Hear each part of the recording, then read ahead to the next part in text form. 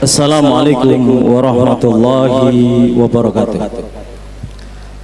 Innal hamdalillahi alladzi idza syaa'a yaktifu fi qulubil muridina lawatal irada fayusijuhum ila suluki sabilis sa'ada allati hiyal iman wal ibadah wa ma hu kullu rasmin wa ada. Wa sallallahu wa sallama wa sarrafa wa majjada wa 'azzama ala nabiyyina wa habibina wa syafi'ina wa 'azimina wa qurrati ayunina wa maulana Muhammad sayyid ahli siyadah wa ala alihi wa ashabihi asadatil qadah. Amma ba'du, usikum wa nafsi bi taqwallah faqad fazal muttaqun. Wa qala ta'ala walladzi yusalli 'alaikum wa malaikatuhu liyukhrijakum minadh dhulumati ilan nur wa kana bil mu'minina rahimah. Yang kita hormati dan kita taati bersama murabbi arwahina Habib Husin bin Idrus bin Abdul Qadir Al-Hamid. Mudah-mudahan Allah panjangkan umurnya, diberi kesehatan yang sempurna, dimudahkan segala urusannya dan disampaikan segala hajatnya. Demikian juga para habaib yang lainnya. Tanpa saya mengurangi rasa hormat, karena saya tidak bisa menyebutkan satu persatu, takut ada yang kelewatan. Demikian juga saya sebutkan secara umum yang hadir semuanya ini, hadirin hadirat, perindu dan pecinta Nabi Muhammad. Ilmu Allah Subhanahu wa taala telah menyampaikan wa alamu anna fiikum Rasulullah. Allah yang mengatakan kepada kita merasakan di tempat ini, Allah menyampaikan, ketahuilah di tengah-tengah kalian, dalam diri kalian ada baginda Nabi Muhammad. Kita rasakan dengan hadirnya Habib Husin Al-Hamid dan bubuan habaib yang lainnya, kita betul-betul merasakan wa'lamu anna fiikum Rasulullah. Ketahuilah Rasulullah ada bersama kita. Bukan Rasulullah bersama kita, tapi Allah mengatakan Rasulullah ada dalam diri kita. Hadirin hadirat yang dimuliakan oleh Allah Subhanahu wa taala. Untuk membuktikan Rasulullah bukan bersama kita, tapi ada dalam diri kita, Allah menyampaikan, kalau kalian salat, kalian mengatakan assalamu alaihi, maka salat kalian tidak sah. Salam untukmu tidak sah. Salam untuk sidin tidak sah. Tapi kalian wajib mengatakan assalamu alaika ayyuhan nabiyyu wa rahmatullahi wa barakatuh. Inilah yang dimaksud oleh Allah, anna fikum Rasulullah. Jangan buang dalam diri kalian baginda Nabi Muhammad. Bagaimana orang yang membuang baginda Nabi Muhammad? Ada 40 tahun diceritakan oleh Habib Umar tadi, kenapa membuang Nabi Muhammad sesaat saja? Dia mati dalam keadaan su'ul khatimah. Betapa indahnya juga yang cerita yang dibawakan oleh Habib Umar tadi. Orang yang hidupnya penuh dengan maksiat, karena dia rindu kepada Nabi Muhammad, bersalawat kepada Nabi Muhammad, menjamin dia hingga dia mati dalam keadaan husnul khatimah. Wa'lamu anna fikum Rasulullah. Dengan demikian, maka baginda Nabi Muhammad sallallahu alaihi wasallam menyampaikan, kata beliau, la yu'minu ahalukum ay la yaqulu imanukum. Tidak beriman di antara kalian artinya tidak sempurna iman kalian, bahkan bisa kafir kalian. Sebagaimana tadi muadzin 40 tahun melupakan baginda Nabi Muhammad. Bagaimana kalian kalau tidak beriman? Yang masuk tidak beriman ialah hatta akuna ahabba ilaihi min ahlihi wa malihi wan nasi ajmain. Tidak beriman kalau kalian tidak menjadikan Nabi Muhammad lebih kalian cintai daripada segalanya, lebih kalian cintai daripada diri kalian, lebih kalian cintai daripada anak istri kalian, lebih kalian cintai melebihi kedua orang tua kalian, lebih kalian cintai daripada harta dan jabatan kalian, lebih kalian cintai melebihi siapapun yang ada di dunia ini. Baru wa'lamu anna fikum Rasulullah. Baru kalau kita mampu berbuat seperti itu, menghadirkan Nabi Muhammad dalam diri kita. Itulah tujuan peringatan Maulidur Rasul sallallahu alaihi wasallam. Ingat, apapun peringatan yang kita adakan, tanpa kita meletakkan Nabi Muhammad dalam benak kita dan pikiran kita, peringatan apapun tidak ada nilainya di mata Allah Subhanahu wa taala, dan peringatan itu tidak akan merubah kita menjadi baik. Hadirin, hadirat yang dimuliakan oleh Allah Subhanahu wa taala. Oleh sebab itu baginda Nabi Muhammad sallallahu alaihi wasallam menyampaikan, "Sallu alayya haitsu ma kuntum fa inna salatakum tabluni fa aruddu alaikum." Wahai umatku, bersalawatlah kalian dimanapun kalian berada. Allahumma salli ala sayyidina Muhammad wa ala ali sayyidina Muhammad. Dimanapun kalian berada, bersalawatlah kalian kepadaku, karena salawat yang kalian bacakan, salawat yang kalian hadiahkan akan sampai kepadaku, dan pada saat salawat kalian sampai kepadaku, aku akan membalas salawat kalian. Dalam ayat yang saya bacakan tadi, bukan hanya baginda Nabi Muhammad.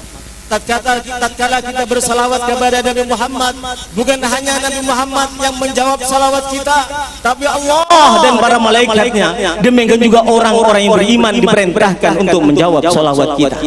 Sebagaimana disampaikan oleh Allah, "Walladzi yusalli 'alaikum wa malaikatuhu liyukhrijakum minadh-dhulumati ilan nur wa kana bil mu'minina rahima." Dialah Allah dan para malaikatnya akan bersalawat kepada siapakah? Akan bersalawat kepada anda yang bersalawat kepada Nabi Muhammad. Maka Allah dan para malaikatnya, bahkan tidak cukup sampai di situ, Allah mengatakan, "Ya ayyuhalladzina amanu sallu alaihi wa sallimu taslima." Dan yakinilah, kata para ulama ahli tafsir, kemampuan salawat liyukhrijakum minadh-dhulumati ilan nur, untuk mengeluarkan kalian daripada kegelapan ayat al-kufur wal maksiyah, daripada kekafiran dan kemaksiatan menuju kepada iman dan ketaatan. Itulah peringatan melalui Rasul yang kita ingatkan. Hadirin, hadirat yang dimuliakan oleh Allah Subhanahu wa taala. Ingatlah, tatkala anda rindu Nabi Muhammad, jangan lupa Nabi Muhammad juga rindu kepada anda. Tatkala kalian cinta kepada Nabi Muhammad, Nabi Muhammad pun cinta kepada kalian. Sebagaimana sabda baginda Nabi Muhammad, "Ya Aba Kahil, man shalla alayya fil yawmi 3 marratin hubban li wa syauqan ilayya, kana haqqan 'ala Allah ya yaghfirullahu." Wahai Aba Kahil, salah seorang sahabat diingatkan oleh Rasulullah, siapapun, sampaikan hadis ini kepada semua umat, siapapun di antara umatku tidak lupa bersalawat 3 kali kepada Nabi Muhammad tiap harinya, kata Rasulullah, kita sudah bersalawat lebih daripada 3 kali. Siapapun yang bersalawat dari kalian lebih dari 3 kali, maka tiap harinya bersalawat seperti itu, aku jamin pasti Allah mengampunkan segala dosa kita. Allahumma salli ala sayyidina Muhammad wa ala ali sayyidina Muhammad. Lebih dari itu, hadirin, hadirat yang dimuliakan oleh Allah Subhanahu wa taala, baginda Nabi Muhammad menyampaikan, "Fa inna salatakum," kata Rasulullah sallallahu alaihi wasallam, "tu'radu alayya," salawat yang kalian kumandangkan mulai tadi Allah laporkan kepadaku melalui para malaikat, "Fa ad'u lakum wa astaghfiru lakum." Pada saat kalian berselawat, aku mohon kepada Allah segala macam kebaikan untuk kalian, dan aku mohon kepada Allah agar dosa-dosa kalian diampunkan oleh Allah. Oleh sebab itu, Al-Imam Ramli tatkala ditanya istighfar atau salawat yang lebih utama, atau dibedakan yang banyak dosanya istighfar, yang sedikit dosanya bersalawat, maka Imam Ramli menjawab, apapun alasannya, yang mau banyak dosa sedikit dosanya, tetap salawat lebih baik. Kenapa demikian? Karena salawat kita akan dibalas oleh Allah, salawat kita akan dibalas oleh para nabi dan para rasul, salawat kita akan dibalas oleh malaikat. Utamanya salawat kita dibalas oleh baginda Nabi Muhammad. Mudah-mudahan hadirin hadirat yang hadir di tempat ini atas undangan Habib Husin, insyaallah sama seperti hadir di hadapan baginda Nabi Muhammad. Dan apa yang saya sampaikan dijamin oleh Allah dalam surah An-Nisa, "Walau annahum idzalamu anfusahum ja'uka fastaghfirullaha wastaghfara lahumur rasul lawajadullaha tawwabar rahima."